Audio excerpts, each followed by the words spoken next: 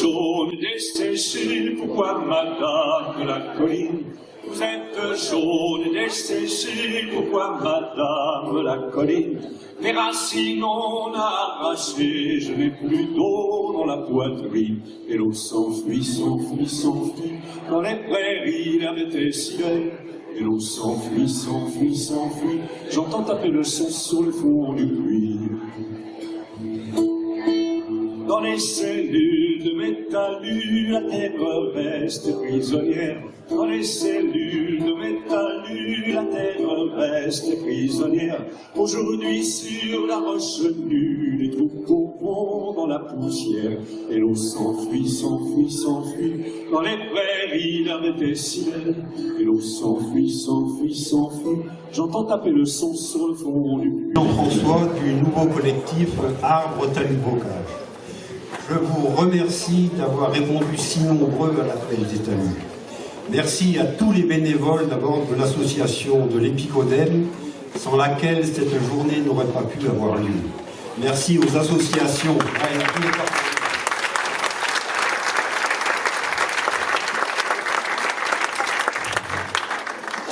Merci aux associations toutes qui ont répondu présent, aux animateurs qui ont été tellement bons sur ce sentier nature. Merci aux conférenciers aussi. Merci à la mairie de Saint-Nicodème qui nous a accueillis et merci aussi un spécial à Yvon Méoté de la Fédération régionale de chasse. Nous savons dans toutes les démarches qu'on a fait que notre lutte trouve un écho grandissant auprès de toutes les associations de nature, de marcheurs, de chasseurs, auprès de tous les citoyens du territoire. Il y a 1 an maintenant se créait le premier collectif contre l'arasement des talus. Lassé de voir un peu partout les pelleteuses saccager notre magnifique bocage. En passant par Saint-Mahieu, où le collectif local a fait condamner l'agriculteur qui avait arasé 1,2 km de talus. Ils l'ont fait condamner à reconstruire 2,4 km de talus, arasés illégalement en zone humide. Notre lutte nous a menés à Spézet, où pour l'installation d'une agricultrice, 3 fermes traditionnelles de 35 hectares chacune furent rassemblées. Le massacre des 95 parcelles, toutes bordées de chênes multicentenaires, fut validé par la mairie complice et par la DTDM.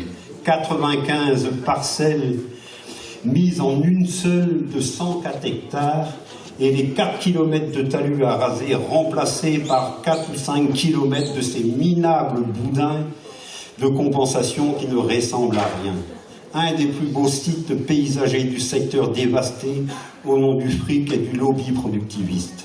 Légal ou pas, nous ne voulons plus de ces projets dévastateurs en déphasage complet avec les attentes sociétales.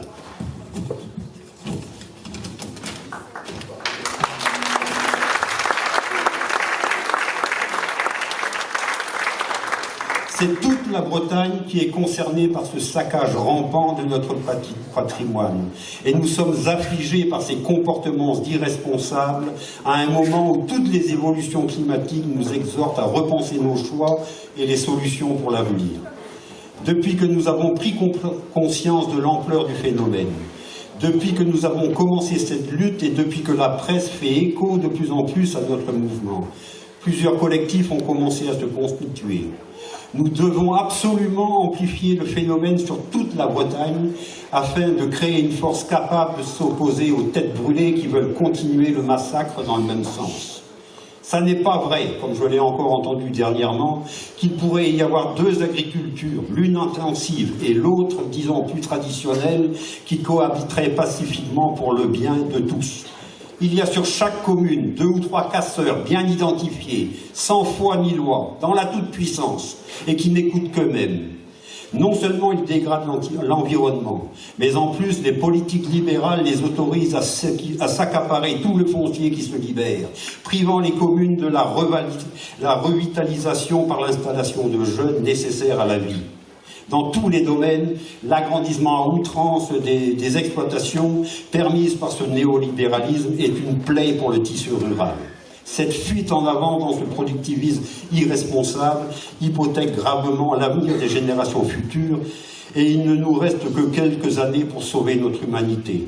La résistance est en route. Nous commençons à nous fédérer pour avoir plus de capacité à agir contre cette dévastation.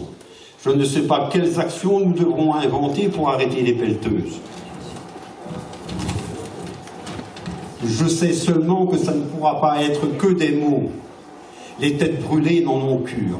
J'invite chacun à se mobiliser, à nous laisser ses contacts, à s'organiser localement et à s'investir beaucoup plus fortement dans les luttes que nous menons partout.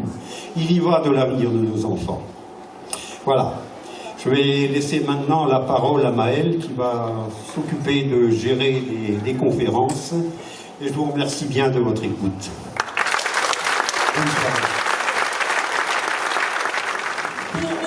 Si vous pouvez noter votre numéro de téléphone et votre commune, et si jamais des personnes, enfin du collectif, voient des talus en train de se faire araser, du coup l'idée c'est de téléphoner à tout le monde pour qu'on soit le plus nombreux possible pour arrêter les machines ou pour faire, je ne sais pas, parler à ces agriculteurs pour montrer qu'on est contre.